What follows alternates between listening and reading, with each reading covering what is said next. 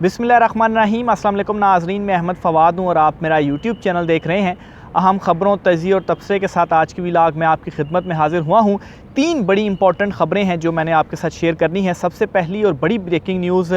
इमरान खान साहब के ख़िलाफ़ जो साइफ़र मुकदमा है, इसमें इमरान खान साहब ने साइफ़र मुकदमा इखराज के हवाले से एक अहम दरख्वास्त दायर की है और ये दरख्वास्त इमरान खान साहब की मंजूर कर ली गई है। इस पर कुछ तफ़सीलात आपके साथ में शेयर करूँगा। मामला क्या है, इमरान खान साहब के हवाले से एक बड़ा रिलीफ़ है इस्लामाबाद हाई कोर्ट से। दूसरे नंबर पर इस्लामाबाद हाई कोर्ट से ही एक और बड़ी ख़बर है और वो ये है कि तौहीन अदालत की कार्रवाई का आगाज़ भी किया जा चुका है उन ताकतवरों के ख़िलाफ़ जो कि गिरफ़्तारियाँ कर रहे थे। जस्टिस बाबर सत्तार जो हैं वो डट गए हैं, उन्होंने पीछे ना हटने का जो फ़ैसला है वो कर लिया है। यहाँ तक कि जो इस्तदाएँ की गई थी और माफ़ीनामे मांगे गए थे वो माफ़ीनामे भी मुस्तरद कर दिए गए हैं। ये मामला क्या है, इस पर भी कुछ तफ़सीलात आपके साथ शेयर करूँगा। और आखिर में नाज़रीन, चीफ़ जस्टिस काज़ी फ़ाइज़ ईसा की अदालत से भी कुछ बड़ी ख़बरें हैं। चीफ़ जस्टिस जो हैं वो मुसलसल जो उनका एक माइंड सेट है केसेस के इल्तवा के हवाले से, और आज भी उन्होंने कुछ सरजनिश की है कमरा अदालत में वकला की। इस पर भी कुछ तफ़सीलात हैं, 1-2 केसेस हुए हैं, वो भी आज के व्लॉग में आपके सामने रखूँगा। सबसे पहले तो नाज़रीन, इमरान खान साहब के हवाले से ये जो साइफ़र मुकदमा इखराज का मामला है, यानी कि मुकदमा ख़ारिज करने से रिलेटेड जो मामला है, इसकी जो डिटेल्स हैं वो आपके साथ में शेयर करता हूँ। हुआ कुछ यूँ है कि इस्लामाबाद हाई कोर्ट में इमरान खान साहब ने एक दरख्वास्त दायर की हुई थी और बुनियादी तौर पर इमरान खान साहब ने ये FIA का जो कॉल अप नोटिस था इस केस में, उसमें ये दरख्वास्त दायर की थी और इसमें इमरान खान साहब ने ये किया है कि ज़ेर समात केस को इखराज मुकदमा की दरख्वास्त में तब्दील करने की मुतफरिक दरख्वास्त जो है वो दायर की है। यानी कि ऑलरेडी FIA के कॉल अप नोटिस के ख़िलाफ़ दरख्वास्त थी, तो अब एक और मुतफरिक दरख्वास्त ये दायर हुई है कि वो जो FIA कॉल अप नोटिस के हवाले से इसी केस साइफ़र केस में जो दरख्वास्त थी जो उस वक्त दायर की गई थी उसके ऊपर कोई फ़ैसला तो नहीं आ पाया था, उस दरख्वास्त को कन्वर्ट कर दिया जाए। और अब हमारी प्ली ये है कि उस वक्त तो कॉल अप नोटिस था, लेकिन अब चूँकि ये मुकदमा भी इमरान खान साहब के ऊपर चल रहा है, तो इस मुकदमे को ख़ारिज करने के हवाले से ये जो दरख्वास्त है वो कन्वर्ट कर दी जाए। तो ये दरख्वास्त इमरान खान साहब की आज मंजूर हुई है और इस्लामाबाद हाई कोर्ट ने इमरान खान साहब की इस मुतफरिक दरख्वास्त को मंजूर किया है और पहले से ज़ेरे समात दरख्वास्त अब इखराज मुकदमा की दरख्वास्त जो है वो तस्वुर की जाएगी। इस्लामाबाद हाई कोर्ट के चीफ़ जस्टिस आमिर फ़ारूक की जानिब से ये जो दरख्वास्त है इसके ऊपर समात की गई है और ये इस्तदा इमरान खान साहब की जो है वो मंजूर की गई है। बहरहाल उस वक्त इमरान खान साहब ने FIA कॉल अप नोटिस के ख़िलाफ़ जो है वो दरख्वास्तें दायर की थी, उस वक्त उसके ऊपर कोई फ़ैसला नहीं आया। अभी भी इस्लामाबाद हाई कोर्ट में इमरान खान साहब की काफ़ी सारी दरख्वास्तें हैं जिनके ऊपर फ़ैसला महफूज हुआ है, लेकिन चीफ़ जस्टिस आमिर फ़ारूक साहब अभी तक उनका जो फ़ैसला है महफूज फ़ैसला वो सुना नहीं पा रहे। बहरहाल साइफ़र में ही जो ज़मानत की दरख्वास्त है वो 2 अक्टूबर को इमरान खान साहब की समाअत के लिए मुकर्रर है, लेकिन साथ ही साथ ये जो दरख्वास्त है इसको कन्वर्ट करना और इखराज मुकदमा की दरख्वास्त में कन्वर्ट करना ये अहम होगा, क्योंकि अब जब ये केस लगेगा, समाअत होगी, तो इसमें यह होगा कि डायरेक्ट मुकदमा ख़ारिज करने के हवाले से जो दलाइल हैं वो सुने जाएंगे। दूसरे नंबर पर इस्लामाबाद हाई कोर्ट से ही बड़ी ख़बर है और वो बुनियादी तौर पर ख़बर ये है कि श्री मिज़ारी की जो गिरफ़्तारी थी अदालती हुक्म के बावजूद उसको वायलेट किया गया। उन पर कुछ अफसरान जिन्होंने गिरफ़्तार किया था उनके ख़िलाफ़ तौहीन अदालत की जो कार्रवाई है वो इनिशिएट की गई थी और आज इसमें बड़ी डेवलपमेंट ये हुई है कि जस्टिस बाबर सत्तार साहब चूँकि इस केस की समाअत कर रहे हैं तो माफ़ी जो है वो मांगी गई, माफ़ीनामा भी अदालत में जमा करवाया गया, लेकिन अदालत ने इस माफ़ीनामे को मुस्तरद किया है और ये कहा है कि ये जो तौहीन अदालत की कार्रवाई है ये होगी। समाअत क्या हुई है ये इसका हवाल भी आपके सामने मैं रखता हूँ। एक आज जब केस की समाअत शुरू हुई, जस्टिस बाबर सत्तार का मैं कह रहा हूँ, असल में जस्टिस मियां गुल हसन औरंगज़ेब जो है उन्होंने इस केस की समाअत की है, तो वो थोड़ा सा शुरू में करेक्ट कर लीजिएगा, जस्टिस मियां गुल हसन औरंगज़ेब साहब। तो IG इस्लामाबाद अकबर नासिर जो थे वो अदालत के सामने पेश हुए और जस्टिस मियां गुल हसन औरंगज़ेब ने उनसे पूछा कि क्या मुलविस एहलकारों के ख़िलाफ़ कार्रवाई आगे बढ़ेगी। IG इस्लामाबाद ने बताया मुलविस एहलकारों से मुतल्लिक इंक्वायरी की जा रही है, जिस पर जज साहब ने कहा कि बादिउल नज़र में इस अदालत के हुक्म की खिलाफ वर्जी की गई है और साथ ही हुक्म दिया कि IG इस्लामाबाद को मुलविस पुलिस अफसरान के ख़िलाफ़ कार्रवाई का हुक्म भी दे दिया है और ये कहा कि मुलविस एहलकारों के ख़िलाफ़ कार्रवाई करके 1 माह के अंदर जो रिपोर्ट है वो जमा करवाई जाए। जो पुलिस एहलकार अदालती हुक्म की खिलाफ वर्जी में मुलविस हैं इनके ख़िलाफ़ कार्रवाई करें। और साथ ही साथ ये भी कहा गया अच्छा, इस पर IG ने कहा कि पुलिस एहलकारों की जानिब से जमा कराए गए जवाब तसल्ली बख्श नहीं है। अच्छा, फिर इसके अलावा आज इस अदालत ने इस्लामाबाद पुलिस को श्री मज़ारी की गिरफ़्तारी से रोका था। हमारे ऑर्डर की जानिब की जब खिलाफ वर्जी हो तो हमारे लिए बड़ा मुश्किल होता है। तो बहरहाल ये कुछ रिमार्क्स और जो कार्रवाई का अहवाल था वो मैंने आपके सामने रखा। बहरहाल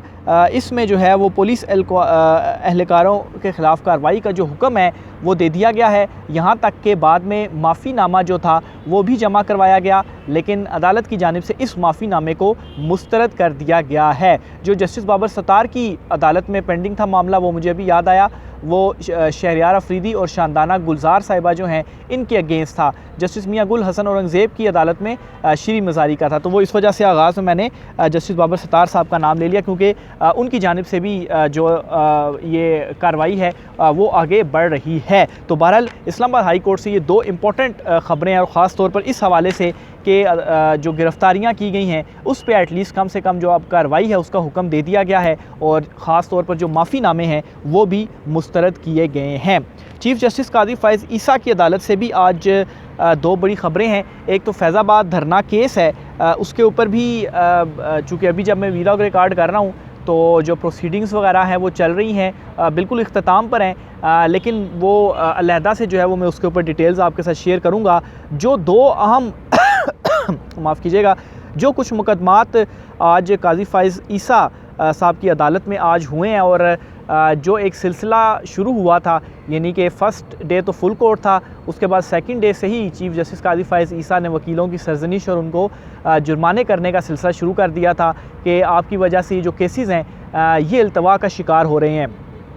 तो आज भी एक वकील की सरजनिश की है चीफ़ जस्टिस काजी फ़ैज़ ईसा की जानिब से, और बुनियादी तौर पर जो सरजनिश का रीज़न थी वो ये थी कि वकील साहब आज जो है वो अपने दलाइल नहीं दे रहे थे और वो कह रहे थे कि दलाइल ना देने का मकसद ये होता है कि नेक्स्ट डेट दे दी जाए, मैं तैयारी करूँगा और फिर उसके बाद जो दलाइल हैं वो दे दूँगा। तो इस पर चीफ़ जस्टिस काजी फ़ैज़ ईसा ने उनकी जो सरजनिश है वो की है और कहा है जी कि केस के मेरिट पर दलाइल दें, बताएँ आपकी दरख्वास्त काबिल समात है। जिस पर वकील ने कहा जी कि हमारा केस ज़ायदुल मयाद है, लेकिन चीफ़ जस्टिस ने दोबारा कहा कि अदालत आपका केस सुनना चाहती है, आप कह रहे हैं कि ये ज़ायदुल मयाद है, आप क्लर्क नहीं सुप्रीम कोर्ट के सीनियर वकील हैं, आपका बड़ा एहतराम है क्योंकि आप जो है वो सीनियर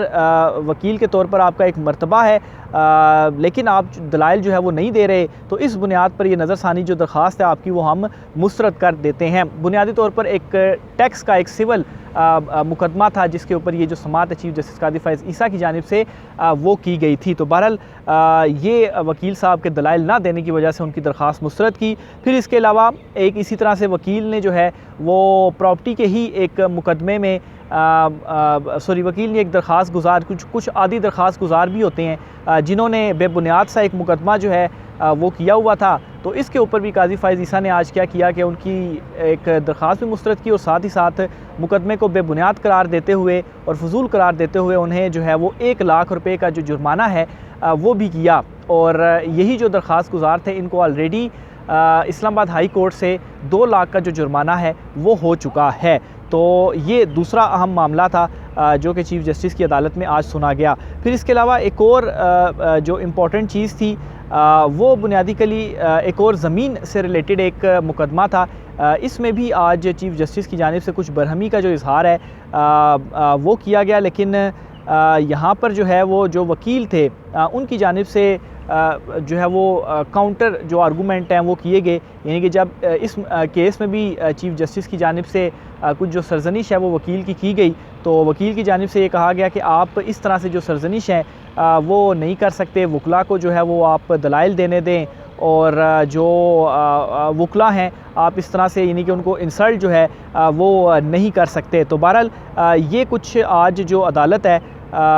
चीफ़ जस्टिस साहब की वो आज सारा दिन चलता रहा बहरहाल फैज़ाबाद केस इंपॉर्टेंट है, उसमें जो लेटेस्ट अपडेट मेरे पास आ रही है वो मैं आपके साथ शेयर करता चलूँ। उसमें यह है कि केस की समाअत 1 नवंबर तक मुलतवी कर दी गई है और तमाम जो फ़रीक़ैन हैं उनसे कहा गया है जी कि आप जो अपना जवाब वगैरह है वो रिटर्न 27 तारीख़ तक जमा करवा दें, यानी कि 27 अक्टूबर तक आप जमा करवा दें। और इसमें इम्पॉर्टेंट एक और चीज़ ये भी थी कि जो दरख्वास्तें हैं जो नज़रसानी की दायर की गई थी फ़ैसले की, वो वापस ली गई हैं, लेकिन चीफ़ जस्टिस ने कहा है कि अभी इसके ऊपर हम जो है वो मामले को डिस्पोज़ ऑफ नहीं कर रहे, निपटा नहीं रहे, यानी कि पेंडिंग में रख रहे हैं। दरख्वास्तें एक तो वफाक ने वापस ली थी, अटॉर्नी जनरल डिफेंस ने वापस ले ली थी, पैमरा ने वापस ले ली, इलेक्शन कमीशन ने भी वापस ले ली, यहाँ तक कि पाकिस्तान तहरीक इंसाफ ने भी नज़रसानी की जो दरख्वास्त है वो वापस ले ली है। तो बहरहाल अभी तक वापस लेने का जो मामला है वो पेंडिंग रखा गया है। और दूसरी तरफ जो शेख रशीद के वकील थे उन्होंने इस्तदा की थी समाअत को मुलतवी कर दिया जाए, तो उसकी इस्तदा मंजूर की गई है और मामले को मुलतवी कर दिया गया है और ये चला गया है अब 1 नवंबर तक। और जो इसकी रीज़न है वो ये है कि चीफ़ जस्टिस काज़ी फ़ाइज़ ईसा साहब ने आखिर में अपने रिमार्क्स में ये कहा है कि चूँकि एक पायलट प्रोजेक्ट के तौर पर एक कमेटी बनाई हुई है जो कि अभी बेंचेस की समाअत केसेस मुकर्रर करने के हवाले से चीज़ों को देख रही है, तो चूँकि प्रैक्टिस एंड प्रोसीजर एक्ट जो है उसके ऊपर भी फ़ैसला आना है और वो भी 3 अक्टूबर को मुकर्रर है, तो फिर उसके बाद जो है वो बाकायदा तौर पर जिस तरह से फ़ैसला होगा, यानी कि चीफ़ जस्टिस के पास इख्तियार रहता है या ये जो इख्तियार है वो कमेटी के पास जाता है, तो फिर उस हवाले से आगे बेंचेस मुकर्रर किए जाएंगे। लेकिन जो समाअत है वो फैज़ाबाद की वो 1 नवंबर तक मुलतवी कर दी गई है। इसमें कुछ और भी इंपॉर्टेंट डिटेल्स इंशाल्लाह वो नेक्स्ट व्लॉग में मैं आपके साथ शेयर करूँगा। आज की व्लॉग से इतना ही, मुझे इजाज़त दीजिए, अल्लाह हाफ़िज़।